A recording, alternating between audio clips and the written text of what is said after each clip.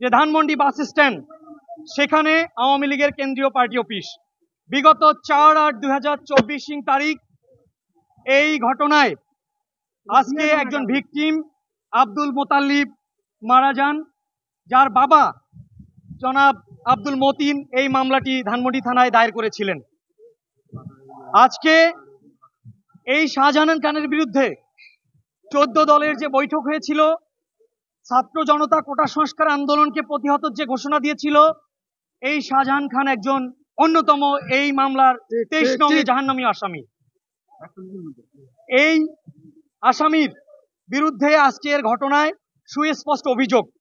সেখানে শটগান ব্যবহার হয়েছে, বেআইনি অস্ত্র ব্যবহার হয়েছে, গুলি ব্যবহৃত হয়েছে, ব্যাপক পরিমাণ টিয়ার শেলের ব্যবহার হয়েছে।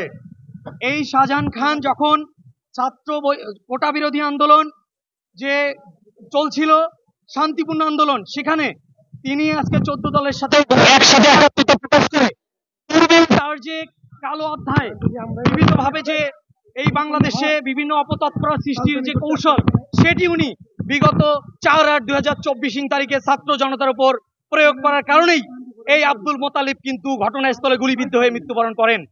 বিজ্ঞ আদালতে আজকে ঘটনার পরিষ্কার তথ্য দিয়ে এই আসামির বিরুদ্ধে 10 দিনের প্রসিকিউশন পক্ষ রিমান্ড আবেদন দাখিল করেন। পরবর্তীতে আমরা রাষ্ট্রপক্ষে আইনজীবীরা সহায়তা করি এবং বিজ্ঞ আদালত ঘটনা শুনে এই যেহেতু আব্দুল মোতালিব মারা গিয়েছেন ঘটনাস্থলে, এর কারণে এই আসামির বিরুদ্ধে বিজ্ঞ আদালত সন্তুষ্ট হয়ে 7 দিনের রিমান্ড মঞ্জুর করেন, পুলিশ রিমান্ড মঞ্জুর করেন। আমি অ্যাডভোকেট আনোয়ার ইসলাম। হচ্ছে উনাকে 10 দিনের জন্য রিমান্ড চেয়েছিলেন। উনার হার্ট এভাবে ম্যাসিক হয়েছে যে উনি যে কোনো সময় দুর্ঘটনা ঘটতে পারে। এই জন্য আমরা চাচ্ছিলাম উনার রিমান্ড বাড়ির পূর্বক উনাকে যেন স্বাস্থ্য বড় যে কোনো হসপিটালে চিকিৎসাধীন রাখা হয়। কিন্তু মাননীয় আদালত সেই বিষয় বিবেচনায় মাত্র 7 দিনের পুলিশ রিমান্ড দিয়েছিলেন। এখন এই রিমান্ডের সময় উনার যে কোনো সময় একটা অঘটন করতে পারে, কারণ উনাকে গত 19 তারিখে হার্ট অ্যাটাক করে উনাকে অসুস্থ অবস্থা বাসা থেকে নিয়ে আসছেন। এটার পক্ষে সমর্থনে আমরা মেডিকেল সার্টিফিকেট সেখানে দিয়েছি। সেখানে দেখা যায় হার্টের বেশি অংশেই এটা অ্যাটাক হয়ে গেছে। এখন জরুরি উনাকে হার্ট অ্যাটাকের একটা চিকিৎসার দরকার।